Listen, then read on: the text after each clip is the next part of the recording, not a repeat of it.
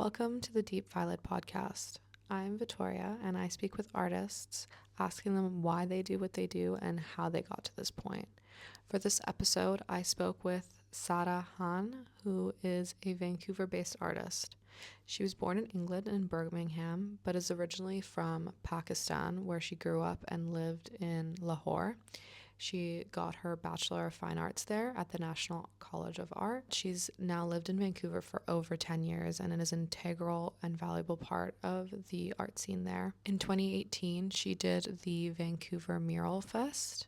And in 2022, she did her recent solo show at the Seymour Art Gallery titled, and now bear with me, this is not in English, Miti K Tile, which, sorry if I butchered that, but it translates to mounds of soil. Most recently, she did a 2-person show with artist Sandeed Johad titled Rays at the Evergreen Art Gallery. She has also shown internationally in Berlin in a group show in 2022 titled Open Encounters at the Art Co Gallery, as well as the Art Camp International Residency in Norway. In this interview, we really went in depth, so I decided to divide it into 2 episodes because we really talked about so much.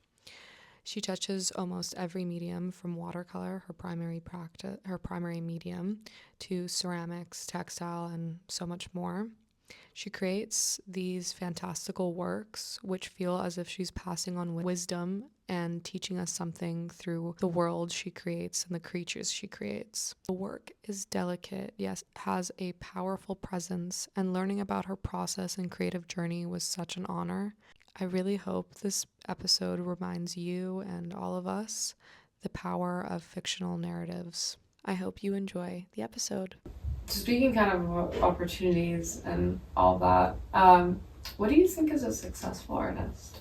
This is a trick question, isn't it? It is. I mean, I'm at this point for the past few years, been quite clear about what a successful artist or what it means. What success means to me. Something different. That priority is the word I couldn't remember. Yeah. It depends on your priorities, right? For me, as much as I want a plethora of things to come through my art, a successful art, success means working till like I'm just halfway into my grave. As long as I'm making and painting and discovering new stuff, which I don't think I have enough life to discover everything I want to discover. I was saying to my husband yesterday, I can't believe January is already gone, and there's so much in my head I want to like do and try and make, and so one life is not enough for it, but as long as I'm doing it till 98, just very specific age. 98. Just about to jump into my grave, I'll be very happy. In fact, maybe you guys can throw like a sketch pad in there. You can keep on going. So that's definitely a success. I don't think there's any validation from the outside world. I'm always trying to create visuals that are sort of inviting and maybe sometimes stunning, maybe sometimes comforting, but then also unsettling, because I feel that is our planet. I agree. Our world, and I like the idea of showing what I see. And I would love to nail that, because every little while I make a painting and I'm like, I did it. And then some time passes and I'm obviously, past. You're over it and you want to do something else, whatever else is in your head, swimming around in your head. So for me, that chase is also exciting. That challenge of okay, what do I make next that's going to really shake me? When you're sitting there and looking at your work and you're like, I did it. It's an incredible feeling. And it doesn't happen all the time. All the time. It's very rare. And it passes at the moment. It's that's what I was gonna say. It's like for a moment you're like, this is the best thing I've ever made. And then 2 months later, you'll look at it and you'll be like, really? I don't really know if that's the best thing I've ever made. Yeah, exactly. And then 3 years later, you're like, that was actually such a good thing that I made. Yeah, it's so funny. It's feelings, right? Feelings just sort of go through you. I was listening to a podcast and somebody was talking about, I think it was, I can't remember now, but it was about, you know how we look at senses as the five senses? Like, you know, smell, taste, what is it? Touch, hearing, seeing, right? Yeah. And she said something to the effect that feelings are the same. Yeah. You know, when you touch something and you remove your hand, that it passes, right? You have to remember as feelings being the same way. Yeah. So as exciting as it is to feel something, you know, it's gonna go away. It's gonna go away, and both ways, you know. Something if you felt something really, really dark and depressing, that's also a good reminder that it's just gonna go through you. Yeah. So to you, success is kind of like chasing that and being able to find that in times and moments. Those moments are really exciting. Yeah. Because as much as I love showing my work, because then I get to have a larger discussion, having a tiny discussion with my work, you know, in my studio. And then once you put it out there in the world, it just, people take different, that's the thing with visual art. People make different stories up from different, you know, from the different things they see in your work. And then the narrative becomes larger and the discourse becomes larger. And I love being a part of that. Yeah. I enjoy, I get excited by what other people see in the work. And that further takes me, you know, takes me further into that narrative. Yeah. And discover more things about myself and the world that I'm living in, the people I'm communicating with, or the people who are sharing, you know, the same space, or living the same life or a similar life. So all of these things are really interesting to me, and I get very excited by somebody wants to show the work in a gallery. But the most important thing is what you just said. The most important thing is being just as excited by the work inside my studio, you know, in my head while I work. Yeah.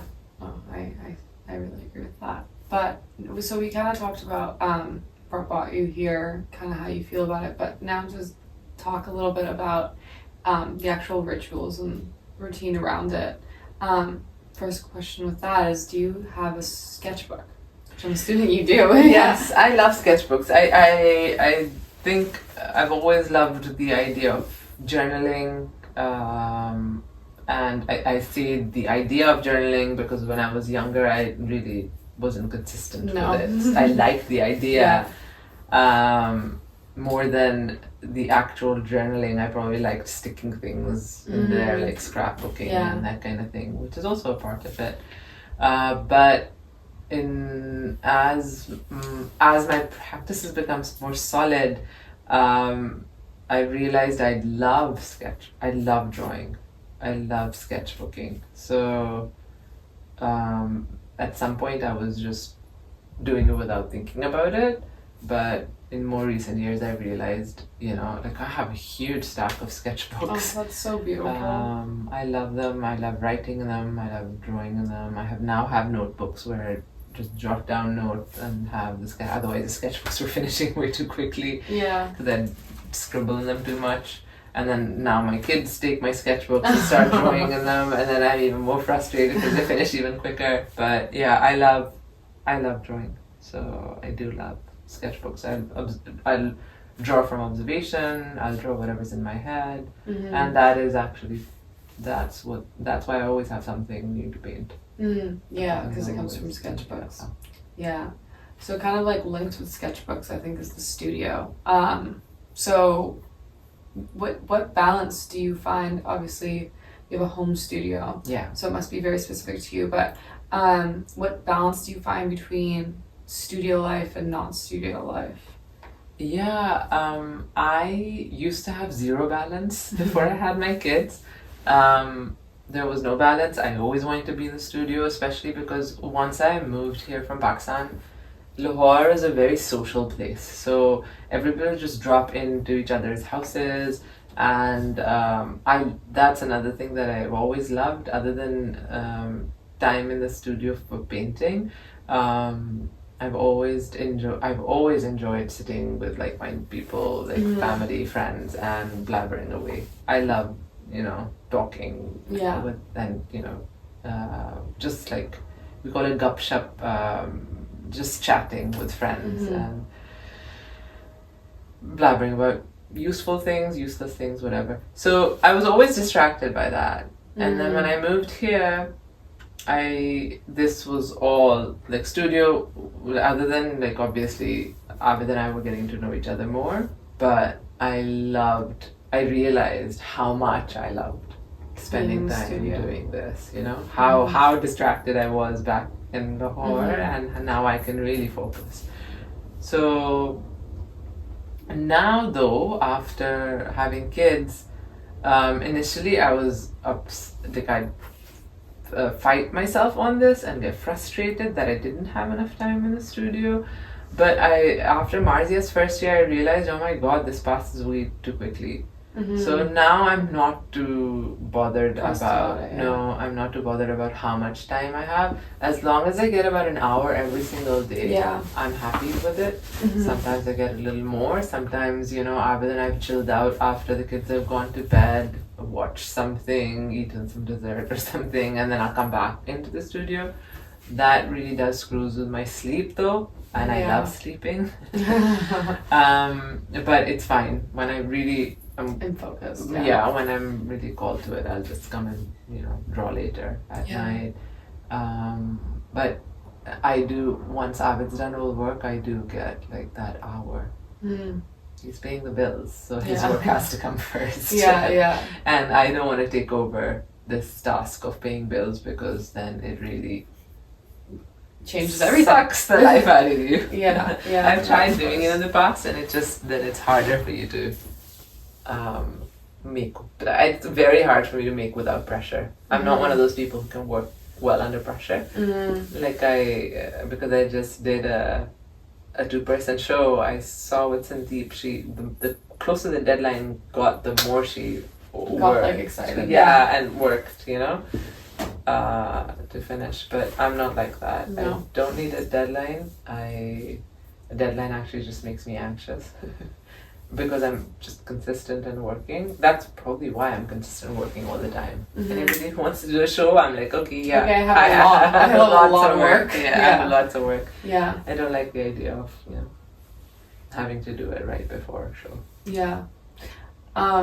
Especially with kids, because I don't want to miss out on anything with them. I can imagine. I have huge FOMO when I'm sitting here and they're laughing and cackling downstairs with Abid. So if I need to, miss something with work, it should be okay. It shouldn't be like prioritizing. And I don't want to make it difficult for a gallery either. So finding the right balance. And it's nice that you have a studio in your home. Then I can easily go back and then outside of the studio, what do you do, or what do you think in your life brings inspiration to your work? I guess you maybe kind of touched on it a little bit, but outside of actually making art and creating things, what inspires you? Oh, so many Or where things. do you find inspiration? Everything. I feel like everything. I feel like more than other artists' work or paintings, I find that, just taking the kids down for a walk and just, seeing the colors around. Fall is always so exciting in Vancouver, just taking a walk and seeing all those orange leaves and blue skies. It's really stunning. They're really like otherworldly. Really beautiful. Going up into the mountains into the snow, you feel like you're on some other planet. But then also like discussions with friends and my husband or my mother. Or books. I love fiction. I'm a sucker for fiction, and I'll jot down, quotes from them. I think this is probably like, I don't know, I'll probably get into trouble for saying this, but I think fiction is far more important than fact. You know, people I mean, it is important. People are pretending to write down facts, but that's also, there's some bias there always. Like, you know, they're bringing in their own biases and their own perspectives into it. So I'm very drawn to fiction. There's so many authors I really, really love, and sometimes there'll be go-tos, sometimes I'll find somebody, you know, random through somebody to refer to. But yeah, I have this hang-up of not being educated enough because I went to art school. And I get that. I relate to that. And I never read when my mother told me to read when we were kids. I only wanted to draw. So now I'm very, very, very, very thoughtful about what I read. And I will do my research and read something that is maybe, you know, somehow will educate me. Finally. And then that inspires you, And that inspires me, 100%. Yeah. So we kind of talked about your practice. Now I just kind of wanted to briefly touch on the business side of things. Like Gallery World. Which I'm not very good at. Well, I mean, I think that's also why it's so important to speak about it, because, you know, it's so daunting, like, speaking about galleries and how that works, especially if you're a young artist, like, trying to, like, get into it. It's daunting. You don't really understand where your place is and how to force them up for and it's 100%. Hard. So I love asking those questions. What has your experience been navigating gallery relationships? Okay, so the thing with me is that I have never really worked with a commercial gallery. That's where the money comes in. I've worked with public galleries so far, and with them it's a very simple, straightforward process. You get to show them and they pay you a carfax fee. Canada is pretty good that way with that kind of support. The public galleries are, at least in Vancouver, are wonderful and very supportive. I worked with a public gallery in Toronto, and they were also really caring. They take care of the work. Their curation is often quite good. And then they'll, you know, especially with group shows, they're very thoughtful because, you know, they want the public to get something from it, be interested in what they're showing. So that way, it's been a pretty good experience. The thing with getting into the public art gallery world, I don't know how that happens. So I mean, for me, it's been opportunities. For me, it was the application to the Deer Lake Art Gallery. You know, I applied to that and I got in, and all of them have these kind of. So I think those are quite useful. These open calls for, you know, emerging artists. It was the same, and then it was Seymour Art Gallery. I also did the same thing. I guess. Yeah, I applied for the Seymour Art Gallery open call as well. Okay. Yeah. So they're all these public galleries, if you look into them, they all have open calls for emerging artists. And I think that's a good way to do it if you want to get into the public art gallery realm. When it comes to making money, doing community work like talks and workshops is great. Definitely. All of these galleries do workshops, community centers do workshops, which are really good. And then I'm also just thinking of workshops and talks. Anyway, so some other things that came to my head but sort of slipped out. Workshops and talks, and then there's also your own, like, a lot of people use Instagram to sell their work.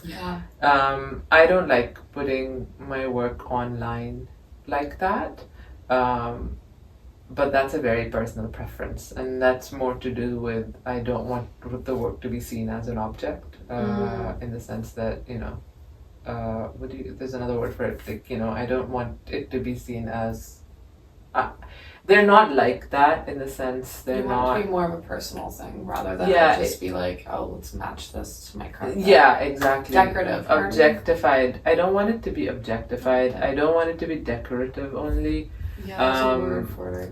I'm not averse to beauty, and I'm not averse to objects in a home. I love that people are able to, especially my smaller paintings, I often put them in my mailing list, and I love that people like me can buy those and put them in their house. I love that. But when I'm creating a larger body of work, I'm trying to figure out a narrative. Like I told you, I love fiction, I love storytelling, so there's a whole, idea behind how I want to present it. But I don't like that. It's that aversion to consumerism, putting it up there, buy it, that kind of thing. It just, it's that word we've used a couple of times before.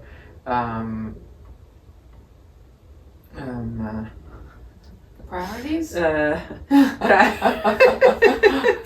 Priorities, but context. Okay, yes. Where you put something will frame it as well, Yeah, where of you course. put the work will frame it as well. So public projects are amazing, and community work is amazing, and then through Instagram, I think it's great to sell, but what I did for back in the day when I wanted to join Thrive, and I had no money coming in at that point because I just moved here. I had not found any kind of art world here or a community. I found Thrive when I wanted to what's that word? Subscribe to Thrive. I needed money monthly. Abid was happy to support me monthly, but he was doing everything. I didn't want to burden him, so I wanted to do it myself. So initially when I spoke to the girls at Thrive, I remember Jamie suggested, start selling your small pieces. These are so cool. Why aren't you selling them? And I thought about it, and I was like, yeah, why not? People keep asking me on Instagram as well. So then I came up with this whole mailing list. Have your own mailing list. Send it to the people who are interested in the work, and then that way you can send it. Make it a little more meaningful or thoughtful. Yeah, for sure. When I do my mailing lists, I love that I get to reflect on my work, or find a story within that body of work that I'm about to send to my mailing list. So I'll come up with a story and connect them. I get to self-reflect myself to then think about things that I've been working through or whatever. So that is one way of doing it, through Instagram or through a mailing list. It was really exciting for me because I'd never sort of thought of doing that, and when I did, it was that same idea that I can do this. I can sell my work and not feel dirty about it. You can find a loophole. You can find a loophole, exactly.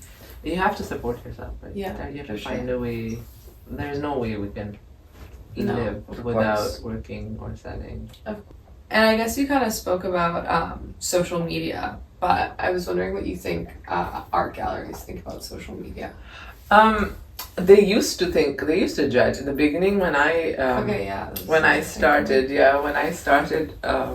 That's why I was a little, I think, uncomfortable about putting myself on. It's that same thing of putting yourself out there, and galleries were very anti it once upon a time. Probably that long ago, like 8-9 years ago. But now they know that there is no way out. It's a great asset. Now you see people who've done well for themselves on Instagram, galleries are reaching out to them, and they know that they'll benefit them because the reach is such, Yeah. They're reaching a far larger audience, and these galleries want that audience, so they will, benefit each other. Yeah. I think it's great because then it has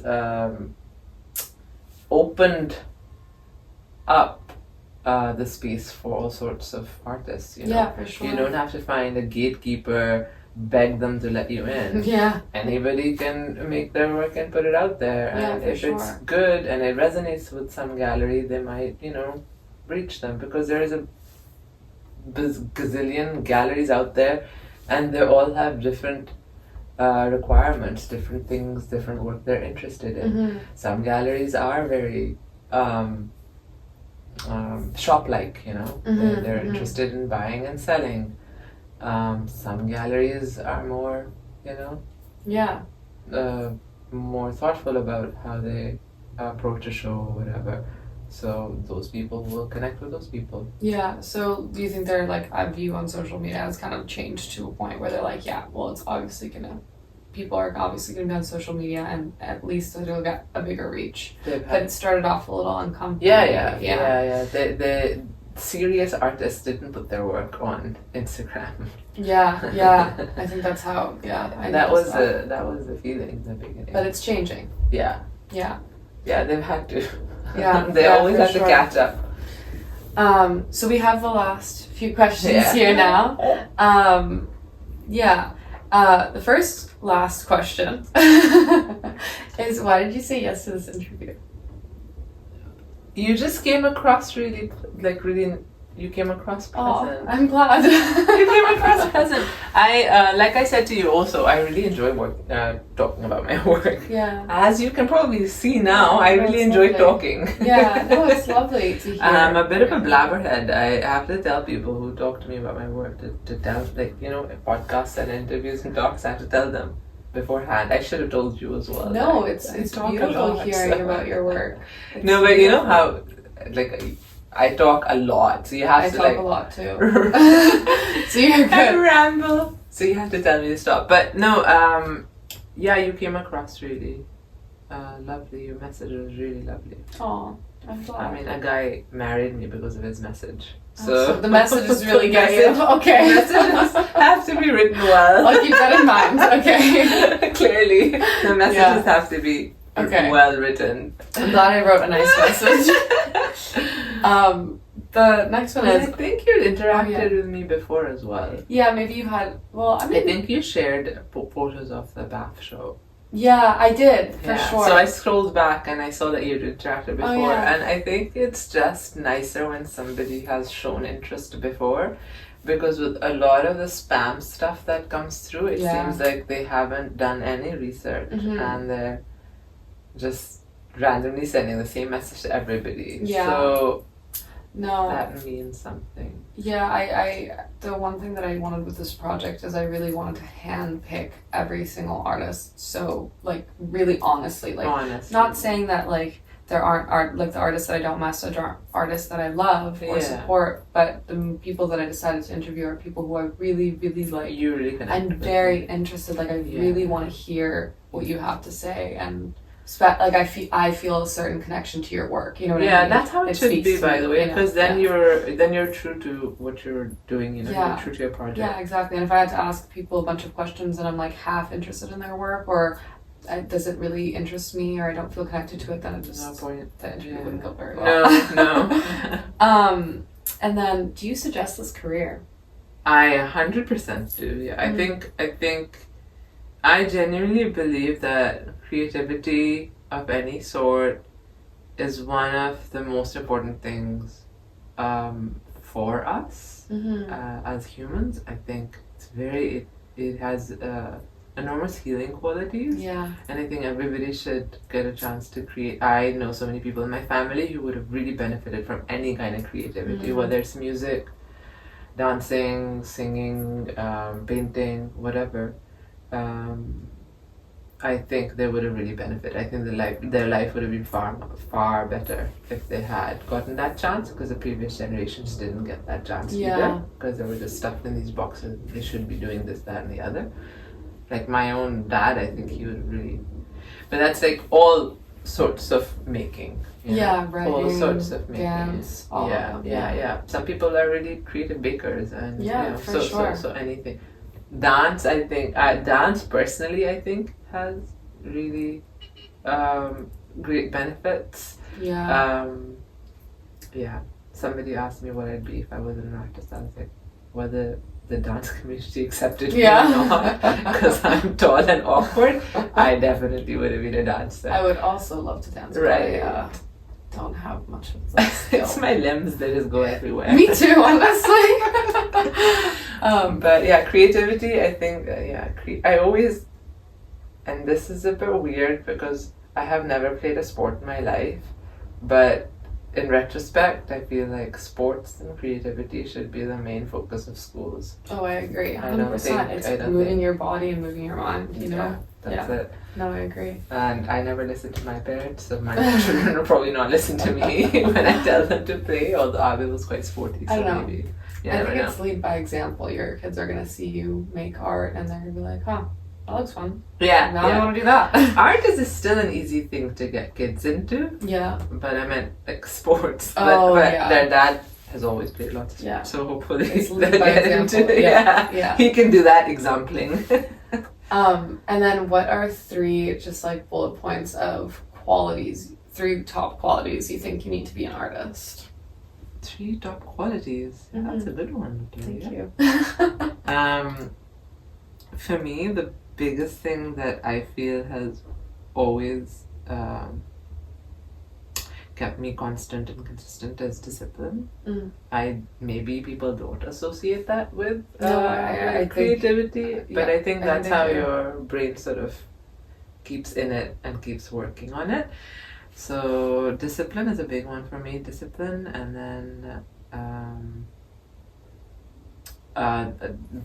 the desire and love for it. I think you have to be born with that. you have to be like really love it desperately to keep going, because there is, like I said, that I don't think validation ever comes from anything. Comes from anywhere other than yourself. that love and that love you have for it. So I'd say discipline, love, and what would be the third thing? Joy. If it brings you joy, I feel. I for me at least, that's what that's my compass, my inner compass. Is this bringing me joy? Okay, I'm on the right track. If this is bringing me joy, I'm on the right track. You know? That's such a beautiful way to lead your life. Yeah, it is. It is really. Not enough people look at it like brat. that. No, it's beautiful. It's the life that you create for yourself, right? Definitely. Yeah. Thank you. And then what are 3 top, and I'll link them as well, but what are 3 top free opportunities emerging artists should look at? Free opportunities. 3 or 2 or 1. So you talked about a few of them. Yeah, so I guess you can just give one. Yeah, I guess. so emerging artists, the Elizabeth Greenshield's grant is wonderful. The Seymour Art Gallery. This is more specific to here, though. Yeah, that's fine. Yeah. Seymour Art Gallery, emerging artist call they have. I think it comes out maybe August, September. So keep an eye out for that. And then there are lots of public art calls for emerging artists. Where do you find them? That's what I need to look into, because a curator sent me a public art call for emerging artists. It's like what do you call it, vinyl art. They wanted to put vinyl art on some public bathrooms, and they were looking for emerging artists with work that's already been made that then they would compensate them for, and then use their work like that. And then there's little things like, I haven't done this myself, but it's not post boxes, some kind of like the City of Vancouver has it. Yeah. City of Vancouver actually has lots of art calls, public art calls that they should keep an eye out on. Yeah. But all these galleries, I think it depends on, you have to sort of try your hand at, because a lot of the times young artists just don't know where their work would fit in. That's something that you struggle with post art college or once you start. So I think trying your putting things everywhere, like, putting your work into the public art gallery realm. They all have emerging artist calls. And then putting it in, Vancouver public art calls, responding to those. So try all of them, and maybe even apparently a lot of people cold email. Can't call it cold calling, but cold email. Like commercial art galleries. Yeah. They just send their work to them. Yeah. Sometimes they have this little disclaimer saying we don't take. People do it anyway. People do it anyway. You never know. Yeah. But I think Instagram is also one of the big ones. It's a good resource for sure. And then last question. What no, it's a good one. It's a fun one. Don't worry. What 3 artists would you want this interview done to?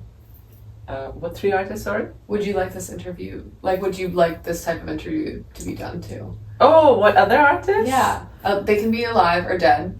It could be like a manifestation for me, or it could be like just artists that you would like these types of questions asked. Oh, okay. Yeah. I love the dead bit. Yeah. So this is like a wild imagining. This Yeah. is like a Or dream. it can be like people that you know that you're like, oh, I would love for them Or to them like, to ask be- them. yeah.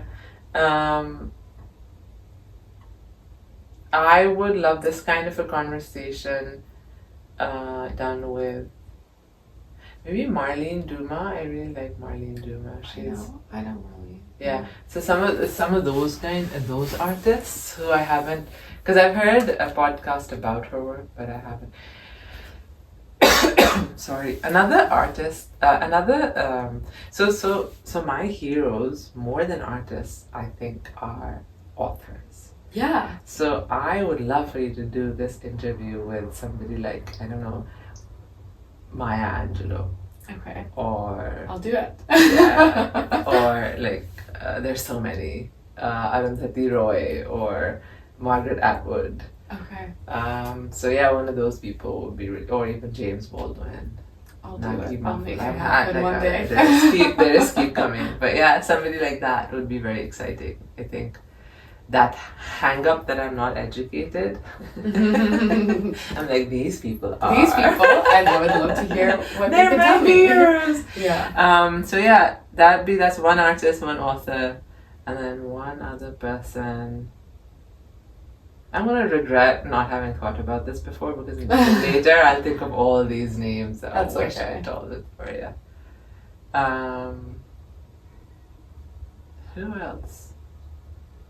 Who else? It could be someone you know. It could be someone I know. Yeah.